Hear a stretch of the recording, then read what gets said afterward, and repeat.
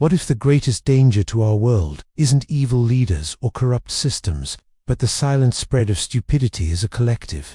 Dietrich Bonhoeffer saw it firsthand in Nazi Germany. Ordinary, good people unknowingly became part of a machine they didn't fully understand. And here's the disturbing part: this same psychological mechanism is alive today. Think about it. We live in a society that rewards opinions over facts, outrage over reflection, and conformity over courage. It's a perfect breeding ground for the very phenomenon Bonhoeffer warned about: the uncomfortable truth. You might already see traces of it in your workplace, your community, maybe even in yourself. But Bonhoeffer didn't just sound the alarm, he revealed a path for resisting this invisible force. It's a path that's intellectually demanding, socially risky, and yet absolutely essential. Because if we ignore his warning, we risk becoming just another part of the machinery he tried to expose. There's a reason Bonhoeffer didn't point his finger at evil masterminds first, but at ordinary people. He saw how stupidity as a collective could spread like a silent psychological fog, muting the sharp edges of independent thought. This wasn't about people lacking intelligence, it was about their mental space being colonized by cultural norms. And that's the trick: the more this fog thickens, the less anyone notices they're breathing it in. What's fascinating is how subtle it all is. A neighbor stops questioning strange policies because everyone else is fine with it. A teacher repeats state-approved ideas without ever dissecting them. A pastor softens uncomfortable truths to keep harmony. The result: stupidity as a collective becomes almost respectable, a quiet guest at every table, and nobody dares to ask who invited it in.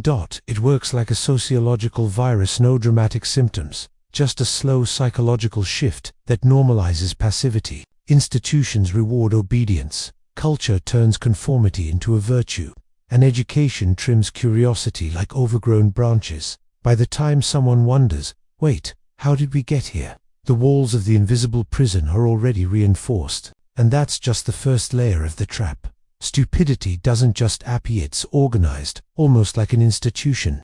Once stupidity as a collective settles in, it becomes part of the system's machinery. Society prefers people who follow the script, consume what's offered, vote as instructed, get angry at what's presented. And the beauty of the system: people actually think they're making independent choices. This is why the system treats independent thinkers like troublemakers. Ask too many questions, and suddenly you're arrogant or conspiratorial.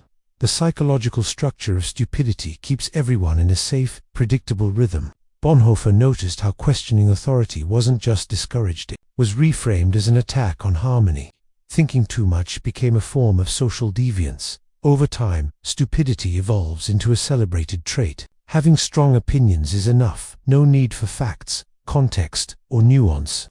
The structure rewards surface-level engagement over deep reflection, and the result: a society that confuses loud voices for wisdom and measured thought for elitism. This is how the structure protects itself. Bonhoeffer's insight was brutally honest. Evil is dangerous, but it's visible. Stupidity as a collective is far worse because it hides in plain sight. He saw in Nazi Germany how ordinary, decent people, neighbors, shopkeepers, clerks became willing participants in destructive systems, not from cruelty, but from psychological obedience. That's what made it so insidious. Evil can be confronted, resisted, exposed, but stupidity, that's a moving target. It's protected by social acceptance, wrapped in the belief that everyone can't be wrong. When stupidity spreads as a collective phenomenon, anyone opposing it appears as the real threat.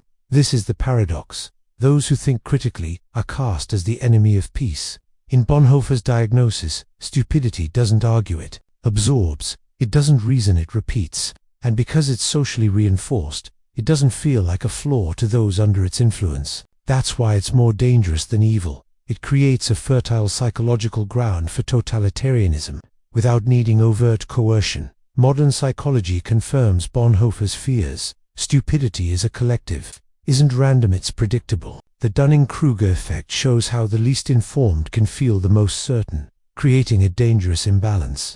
Confidence without competence is the perfect fuel for mass conformity, and history is full of examples where this certainty overpowered reason. Conformity experiments, like Solomon Asch's, proved something chilling. People would rather be wrong with the group than right alone.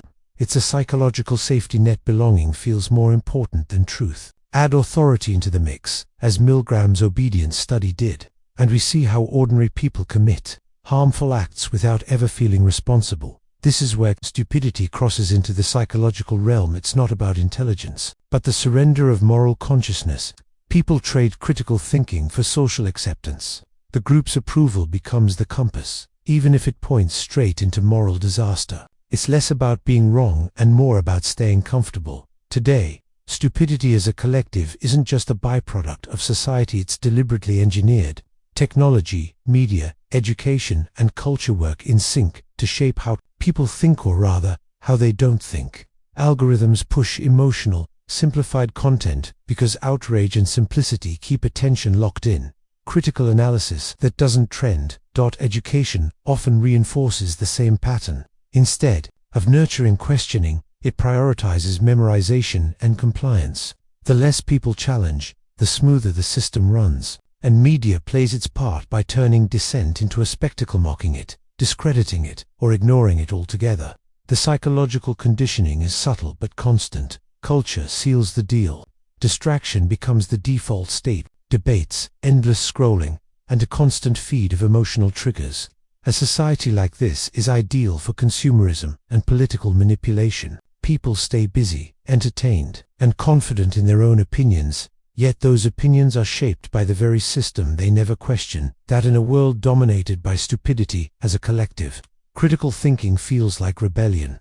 Questioning mainstream narratives comes with a price: social isolation, criticism, even hostility. It's not just about having a different opinion.